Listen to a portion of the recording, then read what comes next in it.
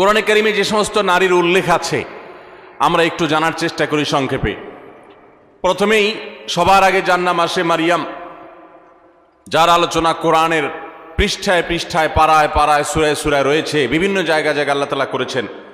সেই মারিয়াম তিনি হলেন গোটা পৃথিবীর কিয়ামত পর্যন্ত আগত আমাদের সকল মা বোনদের জন্য সবচেয়ে উজ্জ্বল উদাহরণ, সবচেয়ে উজ্জ্বল দৃষ্টান্তগুলোর একটি। কোরআনে মারিয়ামের পাশাপাশি আমাদের মা, মুমিনদের মা উম্মুল মুমিনিন নবীপত্নী আয়েশা রাদিয়াল্লাহু তাআলা আনহা, তার সম্পর্কে সূরা নূরে কয়েকটি আয়াতে আল্লাহ রাব্বুল আলামিন আলোকপাত করেছেন। আমরা অনেকে জেনে থাকব আয়েশা রাদিয়াল্লাহু তাআলা আনহার চরিত্রে কালিমা লেপনের অপচেষ্টা এবং ঘৃণ্য কর্ম করেছিল মুনাফিকরা। আল্লাহ রাব্বুল আলামিন তার পুততা, পবিত্রতা, তার সতীত্ব এবং তার ব্যাপারে যে মিথ্যা অপবাদ দেওয়া হয়েছে সেই মিথ্যা অপবাদ এবং ষড়যন্ত্র সম্পর্কে কোরআনে কারিমে অনেকগুলো আয়াত নাজিল করেছেন। একজন নারী তার চরিত্রে কালিমা লেপন করার অপচেষ্টা যখন করেছে কিছু সমাজের ঘৃণ্য পুরুষেরা, মুনাফিকেরা, আল্লাহ রাব্বুল আলামিন তার চরিত্রের পুততা পবিত্রতা প্রকাশ করবার জন্য, ঘোষণা দেবার জন্য কোরআনে কারিমে অনেকগুলো আয়াত নাজিল করেছেন। একজন নারী হিসেবে, একজন মুসলিম মেয়ে হিসেবে এই ঘটনা নিশ্চয়ই আমাদের জন্য আনন্দদায়ক, এই ঘটনা নিশ্চয়ই আমাদের জন্য প্রেরণাদায়ক। কোরআনে কারিমে আল্লাহ রাব্বুল আলামিন ইব্রাহিম আলাইহিস সালামের স্ত্রী হাজরা এবং সারা আলাইহিমা সালাতু ওয়াস সালাম তাদের সম্পর্কে আল্লাহ রাব্বুল আলামিন আলোকপাত করেছেন। নাম সরাসরি উল্লেখ করেননি, কিন্তু আলোকপাত হয়েছে। কোরআনে কারিমে জাকারিয়া আলাইহিস সালামের স্ত্রীর আলোকপাত হয়েছে, মুসা আলাইহিস সালামের মায়ের আলোচনা হয়েছে, কোরআনে মুসা আলাইহিস সালামের বোনের আলোচনা হয়েছে, কোরআনে মুসা আলাইহিস সালামের স্ত্রীর আলোচনা হয়েছে যিনি ছিলেন শুআয়ব আলাইহিস সালামের মেয়ে, কোরআনে ফেরাউনের স্ত্রী আসিয়ার আলোচনা হয়েছে, কোরআনে বিলকিসের আলোচনা হয়েছে, কোরআনে ঈসা আলাইহিস সালামের নানি ইমরাতে ইমরান মারিয়ামের মায়ের আলোচনা হয়েছে, কোরআনে আইয়ুব আলাইহিস সালামের স্ত্রীর আলোচনা ইঙ্গিত হয়েছে, এবং কোরআনে উম্মাহাতুল মুমিনিন সমস্ত নবী পত্নীগণ, আমাদের মাগণ, প্রিয় নবী সাল্লাল্লাহু আলাইহি সাল্লামের স্ত্রীগণ, সম্মানিতা স্ত্রীগণ, তাদের আলোচনা হয়েছে। এবং আল্লাহ রাব্বুল আলামিন ঘোষণা দিয়েছেন যে ওয়াজওয়াজুহু উম্মাহাতুকুম, নবী সাল্লাল্লাহু আলাইহি সাল্লামের পত্নীগণ, ঈমানদার তোমাদের মা, তাদের আলোচনা হয়েছে। কোরআনে খাদিজা রাদিয়াল্লাহু তাআলা আনহা সম্পর্কে আল্লাহ রাব্বুল আলামিন ইঙ্গিত করেছেন একাধিক আয়াতে। কোরআনে হাফসা রাদিয়াল্লাহু তাআলা আনহা সম্পর্কে ইঙ্গিত রয়েছে সূরা তাহরিমে। কোরআনে কারিমে যায়েনাব বিনতে জাহাশ রাদিয়াল্লাহু তাআলা আনহা সম্পর্কে আলোচনা রয়েছে। কোরআনে আরো বহু নারীর সম্পর্কে আলোচনা হয়েছে। আমরা কোরআনে এত নারীর আলোচনা রয়েছে, এত নারীর ইতিহাস রয়েছে, গুরুত্বপূর্ণ দিক উঠে এসেছে, সেটা আমরা অনেক মুসলিমরাও জানি না। ভাইরা আমার, এর পাশাপাশি আল্লাহ রাব্বুল আলামিন কোরআনে কারিমে এমন কিছু নারীর উদাহরণ তুলে ধরেছেন যারা তাদের অবাধ্যতার কারণে, তাদের নাফরমানের কারণে, তাদের মন্দ স্বভাবের কারণে, তাদের কুফরির কারণে, তারা আল্লাহর অবাধ্য হওয়ার কারণে, তাদের খারাপ পথে চলে যাওয়ার কারণে তাদের করুণ পরিণতি, আল্লাহর শাস্তির মুখোমুখি হতে হয়েছে, পৃথিবীর ইতিহাসে আস্থা করে নিক্ষিপ্ত হয়েছে। তাদের ইতিহাসও আল্লাহ তাআলা তুলে ধরেছেন শুধুমাত্র আমার মা বোনদের জন্য, ইমানদার মহিলাদের জন্য, তারা যেন সেখান থেকে শিক্ষা গ্রহণ করতে পারেন। ভাইরা আমার, কোরআনে কারিমের সূরা তাহরিম গুরুত্বপূর্ণ একটি সূরা রয়েছে। এই সূরা তাহরিমের শেষ তিনটি আয়াত 10, 11 এবং 12, এই তিনটি আয়াতে আল্লাহ রাব্বুল আলামিন চারজন নারীর দৃষ্টান্ত দিয়েছেন। চারজন নারীর দৃষ্টান্ত দিয়েছেন। এই চার নারীর মধ্যে দুজন ছিলেন আল্লাহর প্রিয় বান্দী, দুজন ছিলেন আল্লাহ তাআলার অনুগত, দুজন ছিলেন আল্লাহর একান্ত বান্দী, আল্লাহর প্রিয় মানুষ, আর দুজন নারী ছিলেন এমন যারা আল্লাহর অবাধ্যতায় লিপ্ত হয়েছেন, যারা আল্লাহর নাফরমানি করেছেন, যারা আল্লাহর প্রতি ঈমান আনে নাই, যারা কুফরি করেছে। আল্লাহ রাব্বুল আলামিন ভালো এবং মন্দ পাশাপাশি রেখে আমাদের সামনে উদাহরণ রেখে আমাদের মায়ের জাতিকে সেখান থেকে শিক্ষা গ্রহণ করার, তাদের করণীয় নির্ধারণ করার নির্ধারিত ঘোষণা এবং শিক্ষা দেওয়ার জন্য আল্লাহ তাআলা এগুলো উল্লেখ করেছেন। সূরা তাহরিমের এই 10 এবং 11, 12 শেষের তিনটা আয়াতের শুরুতেই আমরা দেখতে পাই আল্লাহ রাব্বুল আলামিন বলেছেন, দরাবাল্লাহু মাসালাল লিল্লাযীনা কাফারু ইমরাআতা নূহ ওয়া ইমরাআতা লূত, যারা কুফরি করেছে, পৃথিবীতে আল্লাহর প্রতি অবাধ্য হয়েছে, ইতিহাসের আস্থা করে নিক্ষিপ্ত হয়েছে, তাদের নাম নেয়ার মানুষও আজ পৃথিবীতে নাই। তাদের নাম উল্লেখ করা হলে সেটা ঘৃণা ভরে উল্লেখ করা হয়। করুণ পরিণতির মুখোমুখি তারা হয়েছে। আল্লাহর আযাব তাদের উভয়কে দুনিয়াতে ধ্বংস করেছে, সরাসরি আসমানে আযাব তাদেরকে স্পর্শ করেছে, এবং সেই আযাবের সাক্ষী এখনো রয়েছে পৃথিবীতে।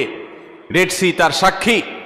পৃথিবীতে আল্লাহ রাব্বুল আলামিন এখনো পর্যন্ত সেই আযাবের আলামত রেখে দিয়েছেন, এবং কোরআনে আল্লাহ ঘোষণা করেছেন, আল্লাহর আযাবে ধ্বংস হওয়া জাতিদের জনপদগুলো ভ্রমণ করে তোমরা দেখো এবং শিক্ষা গ্রহণ করো। আমার মায়েরা, আমার বোনেরা, আল্লাহ রাব্বুল আলামিন সেরকম দুজন নারীর কথা বলেছেন। একজন হলেন নূহ আলাইহিস সালামের স্ত্রী, আরেকজন ছিলেন লূত আলাইহিস সালামের স্ত্রী। আল্লাহ তাআলা বলছেন কানাতা তাহতা আবদাইন, তারা দুজন নারী। অবাক করা বিষয় হলো তারা আল্লাহর নাফরমান ছিল, বেঈমান ছিল, কুফরিতে লিপ্ত ছিল, আল্লাহর প্রতি ঈমান আনে নাই, অথচ তারা দুজন নবীর স্ত্রী ছিলেন।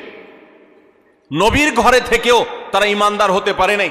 এখান থেকে বোঝা যায় যে আমাদের সমাজে বহু আলেমের মেয়ে, বহু নেককার মানুষের মেয়ে, তাদের পরিবারের মেয়ে হয়ে অনেকে গর্ব করেন যে আমরা অমুক বংশের।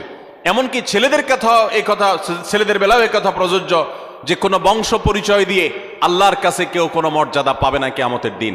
আল্লাহর কাছে মর্যাদা পাবে বান্দার কর্ম দ্বারায়, তার বিশ্বাস দ্বারায়, তার আমল দ্বারায়।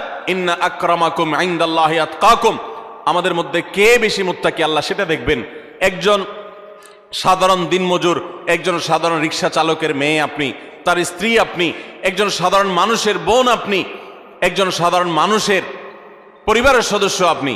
আপনি যদি আল্লাহ ভীরু হন, আপনি যদি মুত্তাকি হন, আপনি যদি গুনাহ পরিহার করেন, হারাম পরিত্যাগ করেন, খারাপ বিষয় পরিহার করেন, আল্লাহর কাছে আপনি সবচেয়ে শ্রেষ্ঠ মানুষ, সবচেয়ে উত্তম মানুষ, সবচেয়ে কিয়ামতের ময়দানের ভিআইপি মানুষ হতে পারবেন। আর যদি পক্ষান্তরে আপনি অনেক বড় বংশ গরিমার অধিকারী হন, কিন্তু আপনার কর্ম ভালো না হয়, এ আয়াত প্রমাণ করছে, তাহলে আল্লাহর কাছে আপনার কোনো মর্যাদা থাকবে না, বরং শাস্তি আপনি এড়াতে পারবেন না। আল্লাহ রাব্বুল আলামিন সেটাই বলেছেন, কানাতা তাহতা আবদাইন মিন ইবাদিনা সলিহিন, আমার দুজন নেককার বান্দা অর্থাৎ দুজন নবী নূহ এবং লূত আলাইহিস সালাম, কোরআনে যাদের আলোচনা সবচেয়ে বেশি হয়েছে, যাদের ইতিহাস সবচেয়ে বেশি তুলে ধরা হয়েছে, তাদের মধ্যে এই দুজন নবী অন্যতম। লূত আলাইহিস সালামের এবং নূহ আলাইহিস সালামের এরকম দুইজন আল্লাহ তাআলার নেককার বান্দা এবং আল্লাহর প্রিয় নবী, তাদের স্ত্রী ছিলেন ফাখানাতাহুমা, এরপরও তারা তাদের প্রতি ঈমান আনে নাই, তারা আল্লাহর অবাধ্য হয়েছে, নাফরমানি করেছে। ফালাম ইউগনিয়া মিনাল্লাহি শাইআ, এজন্য তারা নবীর স্ত্রী হয়েও কোনো লাভ হয় নাই, কোনো কাজে আসে নাই। ওয়াকিলা দুখুলান নার মা আদ-দাখিলিন, বরং তাদেরকে জাহান্নামে প্রবেশ করার জন্য পরিষ্কারভাবে বলে দেওয়া হয়েছে, অর্থাৎ তোমাদের কৃতকর্মের দরুন তোমরা জাহান্নামে নিক্ষিপ্ত হও, সেই করুণ পরিণতির কথা তাদেরকে জানিয়ে দেওয়া হয়েছে। ঠিক এর পাশাপাশি আল্লাহ রাব্বুল আলামিন দুজন ভালো নারীর দৃষ্টান্ত দিয়েছেন পরবর্তী দুটি আয়াতে। সেই ভালো নারী যাদের দৃষ্টান্ত আল্লাহ রাব্বুল আলামিন দিয়েছেন সেটি হলো, তারা হলেন ওয়াদরাবাল্লাহু মাসাল লিল্লাযিনা আমানু ইমরাআতা ফিরআউন, যারা ঈমানদার তাদের সম্পর্কে আল্লাহ রাব্বুল আলামিন বলেছেন যে ঈমানদারদের জন্য উজ্জ্বল উদাহরণ দৃষ্টান্ত হলো ফেরাউনের স্ত্রী। ফেরাউন আল্লাহর অবাধ্য ছিল, নাফরমান ছিল, অথচ তার স্ত্রী আসিয়া আলাইহিস সালাম তিনি ছিলেন আল্লাহর অনুগত বান্দা, আল্লাহর প্রতি ঈমান এনেছেন। ইয ক্বালাত রাব্বি ইবলি ইনদাকা বাইতান ফিল জান্নাহ, তোমরা স্মরণ করো সেই সময়ের কথা যখন এই পাপিষ্ঠ ফেরাউন নিজের স্ত্রীকে কঠিন এবং পীড়াদায়ক যন্ত্রণাদায়ক শাস্তি দিয়ে তাকে হত্যা করেছে নির্মমভাবে। তিনি যখন শাহাদাতের সুধা পান করছিলেন তখন আল্লাহর কাছে দোয়া করেছেন, রব্বি ইবনি লি ইনদাকা বাইতান ফিল জান্নাহ, আল্লাহ এই যে আমার প্রাণ বের হচ্ছে আযাবে তোমার প্রতি ঈমান আনার কারণে, তুমি এর বিনিময়ে আমার জন্য জান্নাতে গৃহ নির্মাণ করিও। ওয়ানাজ্জিনি মিন ফিরআউনা ওয়া আমালি, এবং ফেরাউন এবং ফেরাউনের যে কর্মকাণ্ড এগুলো থেকে আমাকে মুক্তি দাও। ওয়ানাজ্জিনি মিনাল কওমিজ জালিমিন, আর এই জালেম সম্প্রদায় থেকে আমাকে নাজাত দাও আল্লাহ। একজন হলেন ফেরাউনের স্ত্রী আসিয়া, তিনি আল্লাহর অনুগত বান্দি ছিলেন। আরেকজনের কথা আল্লাহ বলছেন ওমারিয়াম বিনতে ইমরান, আরেকজন নারীর দৃষ্টান্ত তোমাদের সামনে দিচ্ছি, নেককার নারীর দৃষ্টান্ত। তিনি হলেন ইমরানের স্ত্রী, ইমরানের মেয়ে মারিয়াম ঈসা আলাইহিস সালামের মা, আল্লাতী আহসানাত ফারজাহা, যিনি তার চরিত্রকে হেফাজত করেছেন, তার চরিত্রে কোনো কালিমা লাগতে দেননি, কোনো গুনাহে লিপ্ত হননি, কোনো হারামে জড়াননি। তিনি পরিপূর্ণ পুত পবিত্রা একজন নারী ছিলেন, সচ্চরিত্রবান একজন মানুষ ছিলেন। ফানাফাখনা ফীহি মির রূহিনা, তো আল্লাহ তাআলার রূহ, আল্লাহর বিশেষ অর্ডার তার কাছে এসেছে, যার ফলশ্রুতিতে ঈসা আলাইহিস সালামের মতো সন্তান বাবা ছাড়া সরাসরি আল্লাহর নির্দেশে অলৌকিকভাবে তিনি জন্ম দিয়েছেন। ওয়াসাদ্দাকাত বিকালিমাতি রাব্বিহা ওয়া কুতুবিহি ওয়া কানাত মিনাল কানিতিন, এবং তিনি আল্লাহ তাআলার অনুগত বান্দী ছিলেন। আল্লাহর কালিমাতকে তিনি বিশ্বাস করেছেন, আল্লাহর কিতাব, আসমানি কিতাবকে বিশ্বাস করেছেন, আল্লাহর অনুগত বান্দী ছিলেন। তাহলে এই তিনটি আয়াতে সূরা তাহরিমে আমরা চারজন নারীর দৃষ্টান্ত পেলাম গোটা দুনিয়ার সমস্ত নারীদের জন্য। এই চারজন নারীর দৃষ্টান্ত অনেক গুরুত্বপূর্ণ, শিক্ষণীয়। আমাদের উচিত, বিশেষ করে প্রত্যেক মুসলিম নারীর উচিত, সূরা তাহরিমের এই শেষ তিনটি আয়াতে যে চারজন নারীর দৃষ্টান্ত দেওয়া হয়েছে, সে দৃষ্টান্তগুলো ভালো করে ব্যাখ্যা সহকারে পড়া, তাদের জীবনী সম্পর্কে জানা এবং তাদের কর্ম এবং কর্মফল সম্পর্কে অবগত হওয়া। এর ফলে আমরা ভালো হওয়ার প্রেরণা পাবো, মন্দ পথ থেকে বেঁচে থাকার প্রেরণা ইনশাআল্লাহ আমরা লাভ করতে পারবো। আল্লাহ রাব্বুল আলামিন আমাদের সকলকে এই সমস্ত কোরআনে কারীমের উজ্জ্বল উদাহরণগুলো, দৃষ্টান্তগুলো থেকে শিক্ষা গ্রহণ করার তৌফিক দান করুন। আমাদের মা বোনরা অনেকে কোরআনে কারীম সহি করে পড়তেও পারেন না, আবার অনেকে পড়তে পারেন কিন্তু তারা কোরআনে কারীমের অর্থ বোঝেন না, ব্যাখ্যা জানেন না, জানার আগ্রহ নাই, প্রচেষ্টা নেই। এটা খুবই দুঃখজনক একটি ব্যাপার, অত্যন্ত বেদনাদায়ক একটি অধ্যায়। কোরআন আল্লাহ তাআলা দিয়েছেন, আমার বোন, আপনাকে লক্ষ্য করে আল্লাহ তাআলা উদাহরণ দিয়েছেন। আপনার বয়স 30, 35, 40 হয়ে গেছে, অথচ আপনি একটি বারের জন্য সেটা খুলে দেখার, পড়ে দেখার প্রয়োজনীয়তা অনুভব করেন নাই। আপনি এটিকে জানার ফুরসতটুকু আপনার জীবনে পান নাই। কিয়ামতের ময়দানে কি নিয়ে আল্লাহর সামনে দাঁড়াবেন, কোন মুখে আল্লাহর কাছে জান্নাত আশা করবেন? এজন্য আমি আবারও আপনাদেরকে উদাত্ত আহ্বান করতে চাই, আমার মা ও বোনেরা, আপনারা সূরা তাহরিমের শেষ তিনটি আয়াত, আরও নারীদের সংশ্লিষ্ট যে সমস্ত বিষয় আসো রয়েছে কোরআনে, এগুলো আপনারা জানার চেষ্টা করবেন। নবী সাল্লাল্লাহু আলাইহি ওয়াসাল্লামের হাদিসে যা বলা হয়েছে সেগুলো জানার চেষ্টা করবেন। আল্লাহ তাআলা আমাদের সকলকে ঈমানদার, আল্লাহর অনুগত যে সমস্ত বান্দিরা ছিলেন, আমাদের মা বোনদেরকে তাদের অনুসরণ অনুকরণ করার তৌফিক দান করুন। এবং যারা আল্লাহর নাফরমানিতে লিপ্ত হয়েছে, অবাধ্যতা লিপ্ত হয়েছে, তাদের জীবনী, তাদের কর্ম এবং কর্মফল থেকে শিক্ষা গ্রহণ করে আল্লাহর নাফরমানি থেকে, হারাম কাজ থেকে, অন্যায় অশ্লীলতা থেকে আল্লাহ তাআলা আমাদেরকে বেঁচে থাকার তৌফিক দান করুন। ভাইরা আমার, কোরআনে কারীমের নারীদের যে আলোচনা রয়েছে শুধু কোরআনেই নেই, নবী সাল্লাল্লাহু আলাইহি ওয়াসাল্লামের হাদিসেও আমরা দেখতে পারি যে নারীদের জন্য কত আলোচনা রয়েছে। আমরা কোরআন এবং হাদিসে নারীদের এমন 11টি বিশেষ বৈশিষ্ট্যের কথা উল্লেখ করতে চাই আজ, যে বৈশিষ্ট্যের কথা একজন মুসলিম নারী হিসাবে গর্বিত হওয়ার জন্য যথেষ্ট। আপনি নারী হিসাবে জন্ম লাভ করার জন্য আনন্দিত হতে হলে এই 11টি বৈশিষ্ট্য, এটার দিকে দেখাটাই যথেষ্ট।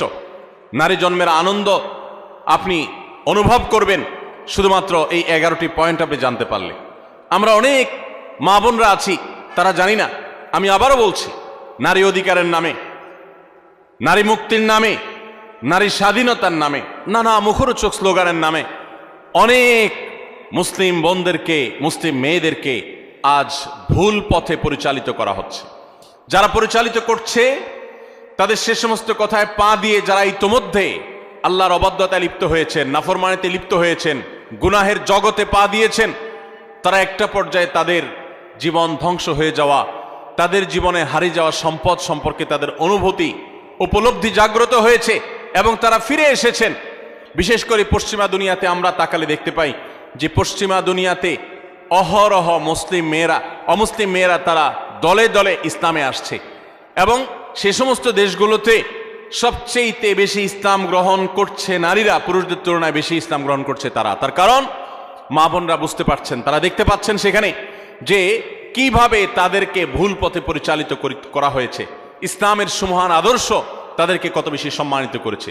আসুন আমরা জেনে নেই নারী জন্মের আনন্দ হতে পারে এরকম 11টি পয়েন্ট কি আছে কোরআন এবং হাদিসে, যে বৈশিষ্ট্যগুলো একজন মুসলিম নারী হিসেবে আপনাকে গর্বিত করবে, আপনাকে আনন্দিত করবে, আপনাকে অনুপ্রাণিত করবে, আপনাকে উৎসাহিত করবে, আপনাকে আল্লাহর অনুগত বান্দী হতে সাহায্য করবে। নাম্বার 1, আমরা অনেকেই জানি হয়তো, আবার অনেকের অজানাও থাকতে পারে যে ইসলাম সর্বপ্রথম গ্রহণ করেছেন একজন নারী। আমাদের প্রিয় নবী সাল্লাল্লাহু আলাইহি ওয়াসাল্লামের প্রতি আল্লাহ তাআলা যখন ওহী প্রেরণ করলেন, তার সেই ওহীর প্রতি বিশ্বাস করেছেন সর্বপ্রথম একজন নারী। তার নাম কি? খাদিজা রাদিয়াল্লাহু তাআলা আনহা, কোন পুরুষ প্রিয় নবী সাল্লাল্লাহু আলাইহি ওয়াসাল্লামের প্রতি ঈমান আনেন নাই আগে, সবার আগে নারীরা ঈমান এনেছেন। খাদিজা রাদিয়াল্লাহু তাআলা আনহা ইসলামের প্রথম মুসলিম সদস্য নারী, কোনো পুরুষ না। দ্বিতীয়ত, ইসলামের প্রথম শহীদ হলেন একজন নারী, সুমাইয়া রাদিয়াল্লাহু তাআলা আনহা। ইসলামের জন্য যিনি নিজের জীবনকে উৎসর্গ করেছেন, ইসলামের জন্য জীবন উৎসর্গ করার মতো এরকম গৌরব, এরকম মর্যাদার অধিকারী হয়েছেন একজন নারী, সুমাইয়া রাদিয়াল্লাহু তাআলা আনহা। ভাইরা আমার, আমাদের মুসলিম মেয়েদের আনন্দিত হওয়ার জন্য, তাদের আল্লাহর কাছে কৃতজ্ঞতা প্রকাশ করবার জন্য এই একটি পয়েন্ট যথেষ্ট, যে ইসলামের জন্য পৃথিবীতে যুগ যুগ ধরে পুরুষরাই সবচেয়ে বেশি তাদের আত্মত্যাগ করেছেন, শাহাদাত বরণ করেছেন, জীবন দিয়েছেন, কিন্তু এর সূচনা করেছেন একজন নারী, এর শুরুটা করেছেন একজন নারী। তিনি ছিলেন সুমাইয়া রাদিয়াল্লাহু তাআলা আনহা, এমন একজন সাহাবী, নির্মমভাবে তাকে শাহাদাতের পেয়ালা পান করতে হয়েছে, আল্লাহর দ্বীনের জন্য তিনি জীবন দিয়েছেন। আমার মা বোনরা, একজন নারী, তিনি শাহাদাতের এই পথ সর্বপ্রথম দেখিয়েছেন, প্রথম পেয়ালা তিনি পান করেছেন শাহাদাতের। এটি কি আমাদের মা বোনদের গর্বের জন্য যথেষ্ট নয়? তৃতীয়ত, প্রিয় নবী সাল্লাল্লাহু আলাইহি সাল্লাম তার জীবনের একেবারে শেষের দিকে এসে অত্যন্ত হৃদয়গ্রাহী যে ওয়াসিয়ত ছিল, তার উপদেশ ছিল, সেই উপদেশের মধ্যে একটি ছিল ফাস্তাউসু বিন-নিসাই খায়রা। ভাইরা আমার, মা বাবা, মুরব্বীরা, প্রিয়জনেরা, তারা যখন মৃত্যুর মুখোমুখি হন, তারা যখন জীবনের শেষ প্রান্তে এসে উপনীত হন, তখন তারা তাদের একান্ত কাছের লোকদেরকে ডেকে ওসিয়ত করেন, উপদেশ দেন, তাদেরকে ডেকে এনে নসিহত করেন। জীবনের শেষ মুহূর্তে যাওয়ার সময় ছেলে মেয়েদের দিকে তাকিয়ে তাদের মাথায় হাত বুলিয়ে অত্যন্ত স্নেহ, পরম মমতার সাথে যে উপদেশ দেওয়া হয়, সেটার গুরুত্ব অপরিসীম। প্রিয় নবী সাল্লাল্লাহু আলাইহি ওয়াসাল্লামও ঠিক তার জীবনের একেবারে শেষে এসে তিনি কিন্তু ঐতিহাসিক ভাষণে তিনি মেয়েদের প্রতি সদ্ব্যবহার করার জন্য, তাদের ব্যাপারে নবী সাল্লাল্লাহু আলাইহি ওয়াসাল্লাম থেকে কল্যাণের উপদেশ গ্রহণ করবার জন্য তিনি নির্দেশ দিয়ে গেছেন, ফাস্তাউসু বিন-নিসাই খায়রা। হে দুনিয়ার মানুষ, তোমরা মেয়েদের ব্যাপারে কল্যাণের আচরণ, ভালো আচরণ করার ব্যাপারে আমার কাছ থেকে উপদেশ গ্রহণ করো, আমি তোমাদের ওসিয়ত করে গেলাম। প্রিয় নবী সাল্লাল্লাহু আলাইহি ওয়াসাল্লাম এরকম হৃদয়গ্রাহী ভাষায় মা বোনদের ব্যাপারে সাবধান সতর্ক করে গেছেন। তার জীবনের শেষ সতর্ক বাণীগুলোর মধ্যে থেকে একটি, যে নারীদের ব্যাপারে তোমরা আমার কাছ থেকে উপদেশ গ্রহণ করো, কল্যাণ, তাদের সাথে তোমরা কল্যাণের আচরণ করবে, তাদের কল্যাণ কামী হবে, সুন্দর আচরণ করবে, তাদের কোনো কষ্ট দিবে না। অর্থাৎ এই মর্মে আমি তোমাদেরকে ওসিয়ত করে যাচ্ছি, আমার এই ওসিয়তকে তোমরা মেনে চলবে। মায়েদের আনন্দের একটা বিষয় এটি, তাদের গর্ব করার মতো একটি বিষয় এটি, যে প্রিয় নবী সাল্লাল্লাহু আলাইহি ওয়াসাল্লাম জীবনের শেষ ওসিয়তগুলোর মধ্যে থেকে একটি ছিল আমাদের ব্যাপারে যেন সবাই সজাগ থাকে, সুন্দর দৃষ্টি রাখে। নাম্বার 4, আমরা জানি যে কোরআনে কারিমে আল্লাহ রাব্বুল আলামিন নারীদের সূরা নামে সূরা রেখেছেন, পুরুষদের সূরা এরকম নামে, অর্থাৎ পুরুষদের সংশ্লিষ্ট সূরা বলতে আলাদা কোনো সূরা রাখেন নাই। শুধু তাই নয়, কোরআনে কারিমের সবচেয়ে বড় দীর্ঘ আয়াতনের গুরুত্বপূর্ণ সূরা হলো সূরাতুন নিসা। এই সূরাতুন নিসা আল্লাহ তাআলা নারীদের নামে নামকরণ করেছেন। সেখানে নারীদের সমস্ত অধিকারগুলো, তাদের বিধিবিধানগুলো, তাদের মর্যাদা, তাদের করণীয়, তাদের জন্য মোটিভেশন আল্লাহ তাআলা সেখানে রেখেছেন। শুধু সূরা নিসাই নয়, কোরআনে কারিমে আল্লাহ রাব্বুল আলামিন সূরা নিসার পাশে সূরা তাহরিম, সূরা তালাক, সূরা মুজাদালা, অনেকগুলো সূরা নারীদের জন্য, নারীদের বিধিবিধান সংশ্লিষ্ট বিষয়গুলোর জন্য আল্লাহ তাআলা নাজিল করেছেন। এগুলো এক একটা 2 পৃষ্ঠা 4 পৃষ্ঠার সূরা, আর সূরা নিসা তো বহু পৃষ্ঠা সম্বলিত সূরা। কোরআনে কারিমে 25 জন নবী রাসূলের আলোচনা যেরকম রয়েছে, ঠিক একইভাবে 20-25 জন মহিয়সী নারীর আলোচনা কোরআনে রয়েছে। কোরআনে আল্লাহ রাব্বুল আলামিন এতগুলো নারীর আলোচনা, বিভিন্ন প্রসঙ্গে যে ইঙ্গিত করেছেন, আলোচনা করেছেন, এখান থেকে মাতৃজাতির প্রতি যে মর্যাদা রয়েছে সেটি ইসলামে যে মর্যাদা রয়েছে সেটি প্রকাশিত হয়। নারী হিসাবে আনন্দিত হওয়ার জন্য এই পয়েন্টটা কি যথেষ্ট নয়, যে কোরআন তাদেরকে এত গুরুত্ব দিয়েছে, এত মর্যাদা দিয়েছে? সম্মানিত উপস্থিতি, 5 নম্বর, নবী সাল্লাল্লাহু আলাইহি সাল্লামের ঐতিহাসিক বক্তব্য, ঐতিহাসিক হাদিস রয়েছে, আপনারা অনেকে জানেন। তিনি বলেছেন, খায়রুকুম লি আহলি ওয়া আনা খায়রুকুম লি আহলি। পুরুষদের জন্য তিনি নারীদের নারীদের কাছ থেকে ভালো হওয়ার সার্টিফিকেট নেওয়াকে ভালো হওয়ার পূর্ব শর্ত হিসেবে উল্লেখ করেছেন। এটা নারী জাতির জন্য আনন্দের বিষয় যে পৃথিবীর কোনো পুরুষ তিনি আল্লাহর খাতায় ভালো এটা তার নাম লেখাতে হলে, আল্লাহর কাছে ভালো প্রমাণ হতে হলে তার স্ত্রীর কাছে তিনি ভালো এই সার্টিফিকেট নিতে হবে। সার্টিফিকেট নেওয়া বলতে কাগজে সার্টিফিকেট না। যে ব্যক্তি তার আচার আচরণ দ্বারায়, তার কর্মকাণ্ড দ্বারায়, তার উত্তম ব্যবহার দ্বারায়, তার সুন্দর আখলাক দ্বারায় তার স্ত্রীকে এতটা সন্তুষ্ট করতে পেরেছে যে স্ত্রী মন থেকে তার স্বামীকে ভালো মানুষ হিসেবে জানে, এই সার্টিফিকেট, এই সাক্ষ্য স্ত্রীর কাছ থেকে এই মূল্যায়ন পাওয়ার আগ পর্যন্ত মানুষ আল্লাহর কাছে শ্রেষ্ঠ হয় না। নবী সাল্লাল্লাহু আলাইহি সাল্লাম এই ঐতিহাসিক বাণীর মাধ্যমে নারী জাতিকে কোন মর্যাদা আসীন করেছে চিন্তা করুন। আমাদের দেশে চারিত্রিক সনদপত্র বিভিন্ন জনপ্রতিনিধিগণ ইস্যু করে থাকেন, মেম্বার, চেয়ারম্যান, কমিশনাররা দিয়ে থাকেন। এর ফলে তাদের একটা মর্যাদা বোঝা যায় যে তারা সাধারণ নাগরিকের, সাধারণ মানুষের, সর্বস্তরের মানুষের চারিত্রিক সনদপত্র ইস্যু করে থাকেন। ইসলাম সমস্ত পুরুষদের চারিত্রিক সনদপত্র ইস্যু করার অধিকার নারীদের হাতে দিয়েছেন, স্ত্রীদের হাতে দিয়েছেন। স্ত্রী যদি বলে যে আমার স্বামী, তার আচার আচরণ, ব্যবহার, তার কর্মকাণ্ড সবকিছু মিলিয়ে তিনি একজন ভালো মানুষ, এটি আমি বলতে পারি, এটা যদি মন থেকে কোনো নারী তার স্বামী সম্পর্কে সাক্ষ্য দেন, তাহলে আল্লাহর কাছে তিনি অত্যন্ত মর্যাদাবান মানুষ হিসেবে প্রমাণিত হন। সময়ত উপস্থিতি, এখান থেকে মায়ের জাতি, নারী জাতির প্রতি ইসলাম যে মর্যাদা দিয়েছে সেটা দিনের আলোর মতো পরিষ্কার হয়ে যায়। নবী করিম সাল্লাল্লাহু আলাইহি সাল্লাম আরো বলেছেন, ওয়া আনা খায়রুকুম লি আহলি, তোমরা প্রত্যেকটা পুরুষ তোমাদের স্ত্রীদের কাছে ভালো আচরণ করে যতটা ভালো হতে পেরেছ, নবী সাল্লাল্লাহু আলাইহি সাল্লাম তার নিজের কথা বলেছেন। 9 জন স্ত্রী থাকার পরেও তিনি তাদের সম্পর্কে তার নিজের বক্তব্য হলো যে আমি আমার সমস্ত স্ত্রীদের কাছে, তোমরা যতটা ভালো হতে পেরেছো স্ত্রীদের কাছে, আমি হলাম তোমাদের চাইতেও আমার স্ত্রীদের কাছে বেশি ভালো। অর্থাৎ আমার স্ত্রীরা আমাকে ভালো বনে এত বেশি জানে, যেটা তোমাদেরকে তোমাদের স্ত্রীরা জানা। কত বেশি উত্তম আচরণ করলে নবী সাল্লাল্লাহু আলাইহি সাল্লাম এই আসনে আসীন হতে পেরেছেন। ভাইরা আমার, কতটা আস্থা থাকলে এভাবে বলা যায়। তো এখান থেকে নারী জাতির মর্যাদা পরিষ্কারভাবে বোঝা যায় যে পুরুষদের শ্রেষ্ঠত্ব এবং তাদের মর্যাদা, তাদের মূল্যায়ন, এটা আল্লাহ তাআলা নারীদের উপরে ন্যস্ত করেছেন। নাম্বার 6, আমাদের প্রিয় নবী সাল্লাল্লাহু আলাইহি সাল্লাম নারীদেরকে অনেক বেশি পছন্দ করতেন, ভালোবাসতেন, শ্রদ্ধা করতেন। এর মানে হলো, আপনারা জানেন, মা এবং বাবা উভয়ের মর্যাদা বর্ণনা করতে গিয়ে নবী সাল্লাল্লাহু আলাইহি সাল্লাম কার মর্যাদা বেশি বর্ণনা করেছেন, বাবার না মায়ের? মায়ের। তাহলে এখানে নারীকে নবী সাল্লাল্লাহু আলাইহি সাল্লাম অগ্রাধিকার দিয়েছেন। এবং নবী সাল্লাল্লাহু আলাইহি সাল্লামের কাছে যখন সাহাবী জিজ্ঞাসা করেছেন, ইয়া রাসূলুল্লাহ আবাররু মান, আমি কার সাথে বেশি সদাচরণ করব? নবী সাল্লাল্লাহু আলাইহি সাল্লাম বলেছেন, উম্মাক, তোমার মায়ের সাথে। এরপরে আবার সাহাবী জিজ্ঞাসা করলেন, এরপর তিনি বলেছেন, এরপরও তোমার মায়ের সাথে। এরপর জিজ্ঞাসা করলেন আবারও সাহাবী, বুঝলাম, এরপর কার সাথে করব? নবী সাল্লাল্লাহু আলাইহি সাল্লাম বলেন, এবারও বলেন তোমার মায়ের সাথে। তারপর যখন সাহাবী জিজ্ঞাসা করলেন চতুর্থবার, তখন বললেন তোমার বাবার সাথে। তার মানে 3টা পুরস্কার যদি থাকে, gold medal, bronze medal, silver medal, এই সব মেডেল পুরস্কারগুলো একেবারে প্রথম, দ্বিতীয়, তৃতীয় সব পুরস্কারগুলো নবী সাল্লাল্লাহু আলাইহি সাল্লাম দিয়েছেন মাকে। আর 4 নম্বর সান্ত্বনা পুরস্কার দিয়েছেন বাবাকে। তাহলে এখানে মায়ের মর্যাদা বেশি দেওয়া হয়েছে না বাবার মর্যাদা বেশি দেওয়া হয়েছে? দিনের আলোর মতো পরিষ্কার। একজন মুসলিম নারীর জন্য কি এটা আনন্দের বিষয় নয়? প্রিয় নবী সাল্লাল্লাহু আলাইহি সাল্লাম মেয়েদেরকে কতটা অগ্রাধিকার দিতেন দেখেন। তিনি বলেছেন, আমি মেয়েদেরকে বেশি ভালোবাসি। এর মানে মা এবং বাবার মধ্যে যখন কম্পেয়ার করা হয়, তুলনা করা হয়, তখন মাকে তিনি বেশি পছন্দ করতেন বাবার তুলনায়। এবং ভাই এবং বোনের মধ্যে যখন কম্পেয়ার করা হয়, তখন বোনের প্রতি বেশি। এবং ছেলে এবং মেয়ের মধ্যে যখন কম্পেয়ার করা হয়, তখন নবী আলাইহিস সালাম মেয়েদের প্রতি টান, মেয়ের প্রতি টান বেশি ছিল।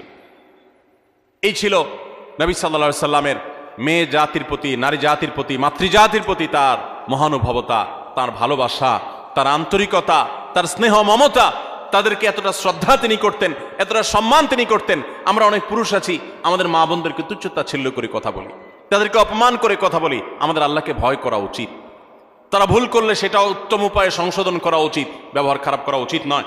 যাই হোক, তাহলে 6 নম্বরে আমরা জানলাম যে মাতৃজাতির আনন্দের বিষয় হলো, নারী জাতির আনন্দের বিষয় হলো, মুসলিম নারীর আনন্দের বিষয় হলো, তার মর্যাদার বিষয় হলো যে নবী সাল্লাল্লাহু আলাইহি সাল্লাম তাদেরকে ভালোবাসতেন। পুরুষদের তুলনায় সবসময় নারীদেরকে তিনি অগ্রাধিকার দিতেন, বেশি পছন্দ করতেন, ভালোবাসতেন। নাম্বার 7, জান্নাত নারীদের জন্য আল্লাহ তাআলা সবচেয়ে সহজ করেছেন। পুরুষদের তুলনায় নারীদের জন্য জান্নাত অনেক সহজ করা হয়েছে। একজন পুরুষ তাকে জান্নাতে যেতে হলে তাকে হালাল উপার্জন করতে হয়। আর ইসলাম উপার্জনের কোনো দায় দায়িত্ব মেয়েদের উপরে চাপান নাই। যতদিন বিয়ে না হবে তিনি বাবার দায়িত্বে থাকবেন। যখন বিয়ে হয়ে যাবে স্বামীর দায়িত্বে চলে যাবেন। স্বামী মারা যাবে ছেলেদের দায়িত্বে চলে যাবেন, ভাইদের দায়িত্বে চলে যাবেন। কিন্তু নারী, তাকে তার নিজের ভরণ পোষণের জন্য ইসলাম বলে নাই স্ট্রাগল করতে, বরং তার জন্য পুরুষরা স্ট্রাগল করতে বাধ্য। আর পুরুষরা যখন স্ট্রাগল করতে যায়, উপার্জন করতে যায়, কামাই রোজগার করতে যায়, তখন তার হালাল হারাম বাজ বিচার করতে হয়। কাজটা কিন্তু সহজ না। হারাম থেকে বেঁচে থেকে আবার পয়সা করে কামাই করে এনে পরিবারের ভরণ পোষণের ব্যবস্থা করা, এটা খুব সহজ কাজ না। এই জন্য পুরুষকে জান্নাতে যেতে হলে শুধু 5 ওয়াক্ত নামাজ পড়লে, রমজান রোজা রাখলে এবং মৌলিক কিছু কাজ করলেই যথেষ্ট হয় না, তাকে হালাল উপার্জন করতে হয়, হারাম থেকে বাঁচতে হয়। নারীর জন্য এই সমস্ত হ্যাসেল নাই, তাদের জন্য অনেক সহজ। নবী করিম সাল্লাল্লাহু আলাইহি সাল্লাম বলেছেন, ইযা সাল্লাতিল মারআতু খামসাহা ওয়া সামাত শাহরাহা ওয়া আতাআত যাওজাহা ওয়া হাফিজাত ফারজাহা।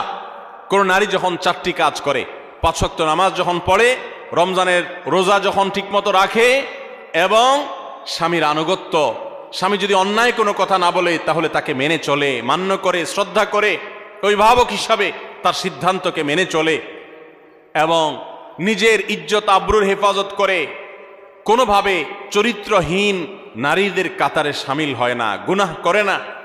সেটা ইমোতে হোক, সেটা সোশ্যাল মিডিয়াতে হোক, মেসেঞ্জারে হোক, ফেসবুকে হোক, ইউটিউবে হোক, অনলাইনে হোক, অফলাইনে হোক, বিবাহ বহির্ভূত সম্পর্কের মাধ্যমে হোক, কোনোভাবে নিজের চরিত্রকে নষ্ট করে না। এই নারী, আল্লাহ রাব্বুল আলামিন তাকে জান্নাতের যে কোনো দুয়ার দিয়ে প্রবেশ করার সুযোগ দান করবে। ভাইরা আমার, এই যে মর্যাদা দেওয়া হলো, জান্নাতে প্রবেশ করা তাদের জন্য সহজ করে দেওয়া হয়েছে। 4টি আমল তাদেরকে জান্নাতে যেতে সাহায্য করবে। আর পুরুষ তাকে অনেক স্ট্রাগল করে তারপরে তাকে জান্নাতে যেতে হয়। এটা নারী জাতির জন্য আনন্দের বিষয়। নাম্বার 8, মেয়েরা যদি হজ করে তাহলে তাদের সেই হজ জেহাদের সমতুল্য। পুরুষ হজ করলে হজের সওয়াব পাবে, বাস এটুকু। একজন নারী যখন হজ করেন তখন তিনি পুরুষদের মতো হজের সওয়াব তো পাবেনই, পাশাপাশি ইসলাম তাকে জেহাদে শামিল হয়ে পুরুষ যেরকম মর্যাদা পায়, হজ করার মাধ্যমে নারীকে সেই মর্যাদা দেয়। হজ্জুহুন্না জিহাদ। নবী সাল্লাল্লাহু আলাইহি সাল্লাম তাদের নারীদের হজকে জেহাদের সাথে তুলনা করেছেন। এটা তাদের মর্যাদার ব্যাপার, এটা তাদের জন্য স্পেশাল। ঠিক একইভাবে নম্বর 9, নারীরা যদি কোনো সন্তানদেরকে সুন্দরভাবে জন্মদানের পর লালন পালন করে, বিশেষ করে জন্মদান করতে গিয়ে যদি কোনো নারী মৃত্যুবরণ করেন তাহলে তাকে শাহাদাতের মর্যাদা দেওয়ার কথা বলা হয়েছে। এবং তারা যদি নিজেদের সন্তানকে সুন্দরভাবে লালন পালন করেন তার জন্য জান্নাতের গ্যারান্টির কথা বলা হয়েছে। সন্তান লালন পালন করা আলাদা ইবাদত, আলাদা মর্যাদার বিষয়। সন্তান জন্ম দেওয়া আলাদা ইবাদতের বিষয় তাদের জন্য। নাম্বার 10, যদি দুনিয়ার কোনো মানুষ, কোনো পুরুষ যদি কোনো নারী জন্ম দেয় এবং কোনো মেয়ে জন্ম দেওয়ার পর সে মেয়েকে যদি উত্তমভাবে লালন পালন করে, তাকে সুপাত্রস্থ করে, তার ভরণ পোষণ ব্যবস্থা করে, তার প্রতি সদাচরণ করে, মেয়ে হিসাবে তাকে তুচ্ছতাচ্ছিল্য না করে, ছোট না করে, তার হক নষ্ট না করে, এরকম যদি নারীদের সাথে সুন্দর আচরণ করে, তো আল্লাহ রাব্বুল আলামিন ওই পুরুষদের জন্য জান্নাতের গ্যারান্টি দিয়েছেন। জান্নাতের গ্যারান্টি দিয়েছেন, নিরাপত্তা নিয়েছেন, তিনি নিরাপত্তা দিয়েছেন, জান্নাতের ওয়াদা করেছেন। নবী সাল্লাল্লাহু আলাইহি সাল্লাম কথা দিয়েছেন যে পুরুষরা 2টি মেয়ে সন্তান জন্ম দিবে এবং তাদের সাথে উত্তম আচরণ করবে, ব্যবহার করবে, তাদের হক আদায় করবে। নবী করিম সাল্লাল্লাহু আলাইহি সাল্লাম তাদের জান্নাতের জিম্মাদারি নিয়েছেন, জান্নাতের দায়িত্ব নিয়েছেন। এবং অন্য আরেকটি হাদিসে আছে নবী সাল্লাল্লাহু আলাইহি সাল্লাম জান্নাতে তার সাথে থাকার সৌভাগ্য হবে বলেছেন যদি কেউ তার 2টি বোন অথবা 2টি মেয়েকে সুন্দরভাবে, উত্তমভাবে তাদের সাথে আচার আচরণ করে, ব্যবহার করে, তাদের হক আদায় করে, কোনো ক্ষেত্রে ত্রুটি না করে, যত্ন করে, তাহলে সে ব্যক্তি শুধু জান্নাতে যাবে তা নয়, নবী সাল্লাল্লাহু আলাইহি সাল্লামের সাথে জান্নাতে থাকতে পারে। ভাইরা আমার, কোরআন এবং হাদিসের কোথাও আমি আজও পর্যন্ত পাই নাই 1 ডজন ছেলে জন্ম দিলে, 1 ডজন ছেলে জন্ম দিলে, 10টা 12টা ছেলে জন্ম দিলে, তাদের সাথে সুন্দর আচরণ করলে, কোরআন হাদিসে কোথাও তার জন্য ফজিলত মর্যাদা হিসাবে স্পেশাল ভাবে জান্নাতে যাওয়ার ঘোষণা, নবী সাল্লাল্লাহু আলাইহি ওয়াসাল্লামের সাথে জান্নাতে থাকার সৌভাগ্যের কথা কোথাও ঘোষণা করা হয়েছে এমন কোন হাদিসের কথা আমি জানি না, এমন কোন আয়াত কোরআনে নাই। কিন্তু 2জন মেয়েকে, 2জন বা 2জনের অধিক মেয়েকে যদি কোনো বাবা মা লালন পালন করেন, সুন্দরভাবে তাদের সাথে সদাচরণ করেন, দুর্ব্যবহার না করেন, তাদেরকে কোণঠাসা করে না রাখেন, মেয়ে হিসাবে তাদের প্রতি জুলুম না করেন, তাহলে ওই ব্যক্তিদের জন্য জান্নাতের গ্যারান্টির কথা বলেছেন। তাহলে নারী হিসাবে জন্ম লাভ করা এটা আনন্দের বিষয় মুসলমান মেয়েদের জন্য। ইসলাম তাদেরকে এত মর্যাদা দিয়েছে।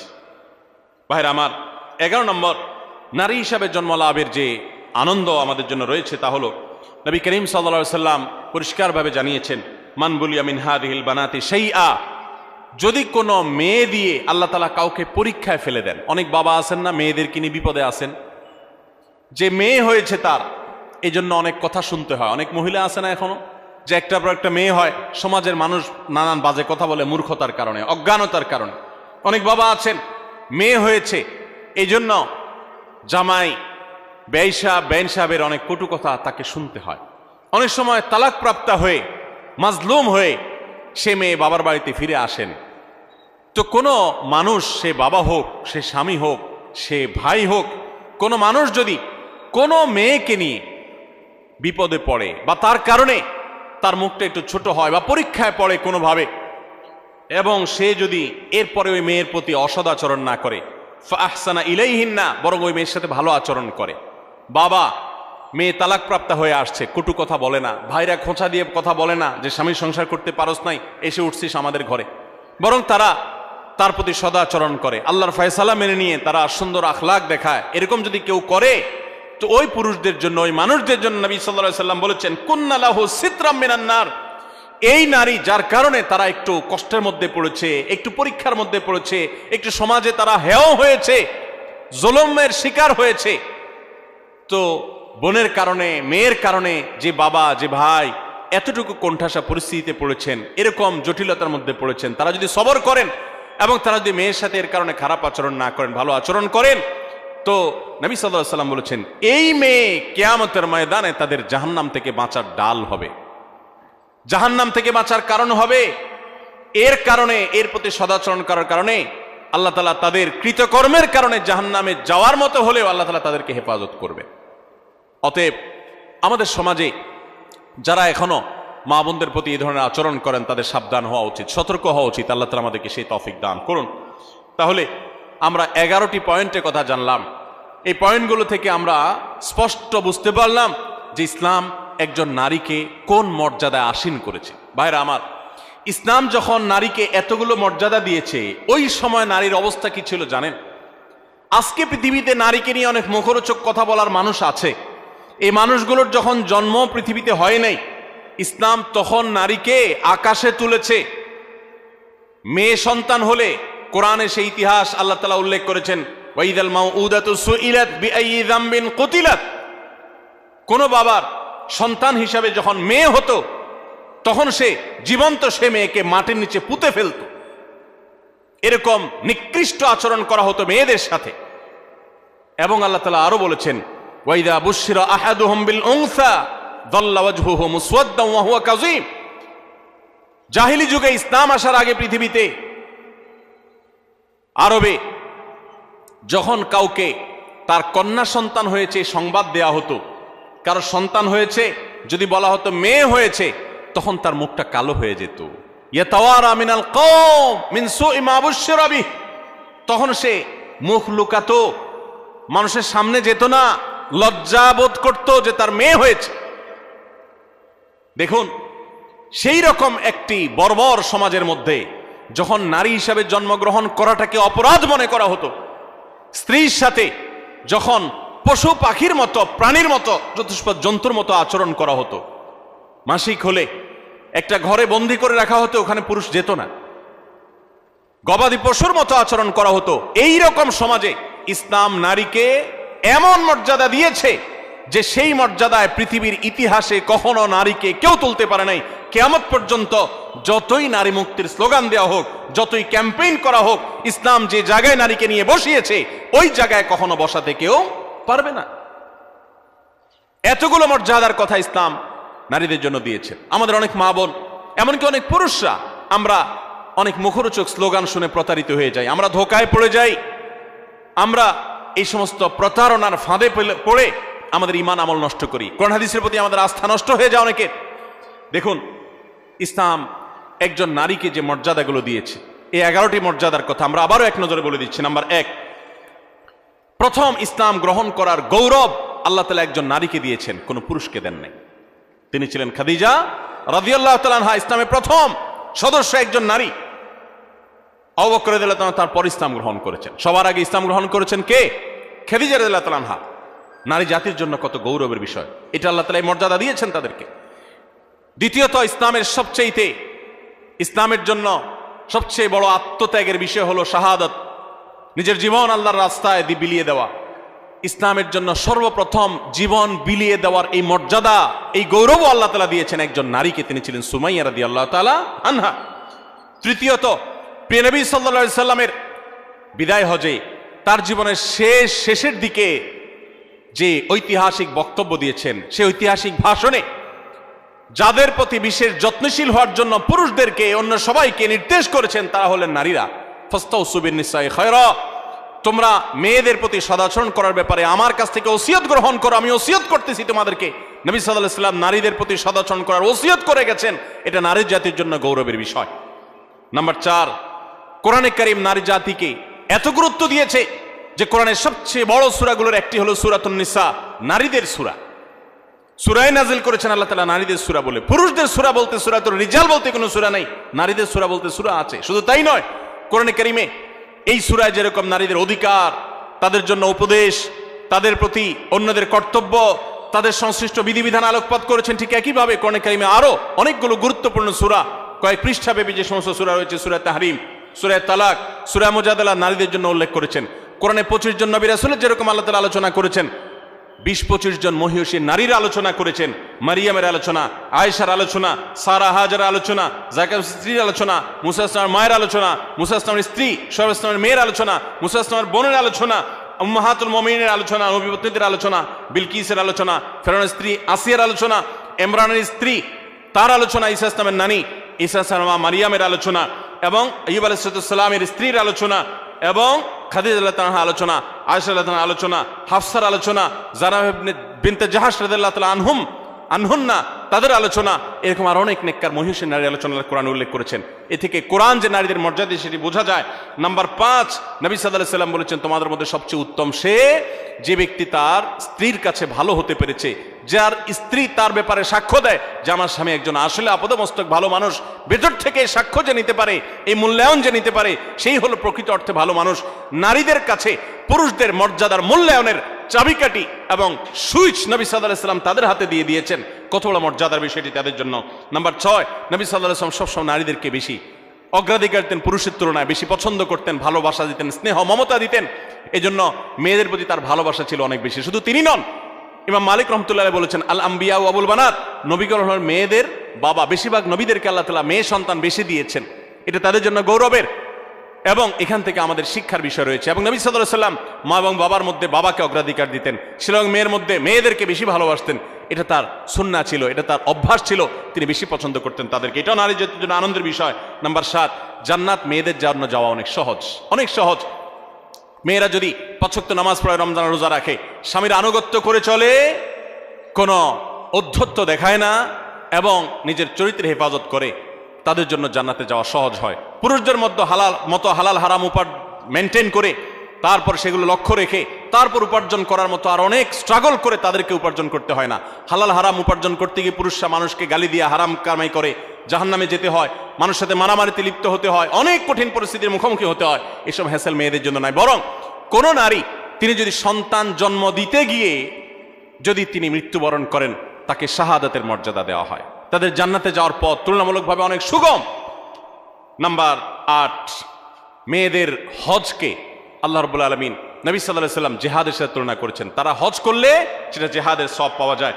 নাম্বার 9, মেয়েদেরকে লালন পালন করলে পুরুষদের জন্য নবী সাল্লাল্লাহু আলাইহি সাল্লাম জান্নাতের দায়িত্ব নিয়েছেন। শুধু তাই নয়, যদি 2 জন মেয়ে 2 জন বোনকে কেউ সুন্দরভাবে লালন পালন করে, সদাচরণ করে, তাদের প্রতি বৈষম্য না করে, ছেলেদেরকে দিল মেয়েদেরকে দিল না এরকম না করে, বরং ছেলেদেরকে যা দেয় মেয়েদেরকেও দেয়, তাদের প্রতি কোনো হক নষ্ট করে না, ছোট নজরে দেখে না, বৈষম্যের নজরে দেখে না, তাদের প্রতি ভালো আচরণ করে, সুশিক্ষা দেয়, দ্বীনের শিক্ষা দেয়, আল্লাহর সাথে পরিচয় করায়, সুপাত্রস্থ করে, কোনোভাবে তাচ্ছিল্য করে না, অবজ্ঞা করে না, এরকম যদি কোনো পুরুষ করে, নবী সাল্লাল্লাহু আলাইহি ওয়াসাল্লাম তার জান্নাতের দায়িত্ব তো নিয়েছেন, পাশাপাশি হাদিসে এও বলা আছে যে নবী সাল্লাল্লাহু আলাইহি ওয়াসাল্লামের সাথে জান্নাতে থাকার সৌভাগ্য লাভ হবে ওই ব্যক্তির।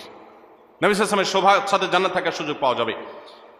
নাম্বার 10 আর 11 নম্বর এবং সর্বশেষ পয়েন্ট হলো, যে ব্যক্তি তার পরিবারের কোনো মেয়ের কারণে তার মুখটা ছোট হয়, বিপদে পড়ে, তালাকপ্রাপ্ত হয়েছে, জুলুম করা হয়েছে এবং সমাজে তার মুখটা ছোট হয়েছে, সমাজের মানুষ অজ্ঞানতার কারণে, মূর্খতার কারণে তাকে নানান কটু কথা শোনায়, অথবা মেয়েদের ভরণ পোষণ তার উপর বর্তাইছে কোনো কারণে, তালাক হয়ে গেছে, তখন মা, বাপ, ভাই, যারা পুরুষ সদস্য আছেন বা অন্য নারী সদস্য আছেন, সবাই যদি সেই মেয়ের সেই কষ্টের কারণে, মেয়ের কারণে, কষ্টের কারণে বা কোনো প্রকার জটিল পরিস্থিতি পড়ার কারণে যদি সবর করে ধৈর্য ধারণ করে, নবী করিম সাল্লাল্লাহু আলাইহি ওয়াসাল্লাম বলেছেন কুন্না লাহু সিতরাম মিনান নার, তাহলে এই ব্যক্তির জন্য এই মেয়েরা আল্লাহর কাছে কিয়ামতের দিন জাহান্নাম থেকে মুক্তির কারণ হবে। এত মর্যাদা ইসলাম নারীদেরকে দিয়েছে। ভাইরা আমার, এই বিষয়ে একজন মুসলিম নারী হিসাবে আমাদের আল্লাহর কাছে শুকরিয়া আদায় করা উচিত, আল্লাহর আনুগত্য করা উচিত, আল্লাহর গোলামি করা উচিত, আল্লাহর দাসত্ব করা উচিত, আল্লাহর হুকুমগুলো মেনে চলা উচিত। আল্লাহ তাআলা আমাদের সবাইকে সেই তৌফিক দান করুন। একজন মুসলিম নারী হিসাবে জন্ম লাভ করার আনন্দের 11টি পয়েন্ট, 11টি কারণ এবং আনন্দিত হওয়ার 11টি উপলক্ষের কথা আমি তুলে ধরেছি। আরো বহু পয়েন্ট আছে, কোরআন হাদিস ঘাটলে আপনি দেখবেন ইসলাম কোথায় নিয়ে গেছে নারীকে। আমি আবারও বলছি, এখন নারীদের পক্ষে অনেক লম্বা লম্বা কথা বলার মানুষ পাওয়া যায়। বেশিরভাগ যারা নারীদের অধিকার নিয়ে কথা বলে, এদের বেশিরভাগের উদ্দেশ্যই অসৎ, পদ্ধতি ত্রুটিপূর্ণ। নারীদের অধিকার দিতে গিয়ে তাদেরকে রাস্তার বাহির করে ফেলে, তাদেরকে বিপদগামী করে ফেলে। দেখুন, যারা নারীদেরকে অধিকার দেওয়ার কথা বলে, তাদের বাইরে চাকরি বাকরি ইত্যাদির বন্দোবস্ত হওয়ার পক্ষে স্লোগান দেয়, কথা বলে, মনে হয় যে তারা নারীদের উপার্জনের পরে সিরিয়াস। তারা দেখবেন যুবতী নারীদের চাকরি দেওয়ার ব্যাপারে সিরিয়াস। যে সমস্ত নারীরা রিটায়ারমেন্টে চলে গেছেন, বৃদ্ধা হয়ে গেছেন, তাদের দেখার কেউ নাই, এদের জন্য দেখবেন চাকরির পথ এরকম সুগম তারা করতে চায় না, বেছে বেছে তারা ইয়াং মেয়েদের চাকরি দিতে চায়। এখান থেকে তাদের উদ্দেশ্যের অসততা পরিষ্কারভাবে বোঝা যায়। যাই হোক, একজন মুসলিম নারী হিসাবে আমাদের আনন্দের অনেকগুলো বিষয় আছে। আল্লাহ তাআলা আমাদেরকে সবাইকে সেজন্য শুকরিয়া আদায় করার তৌফিক দান করুন।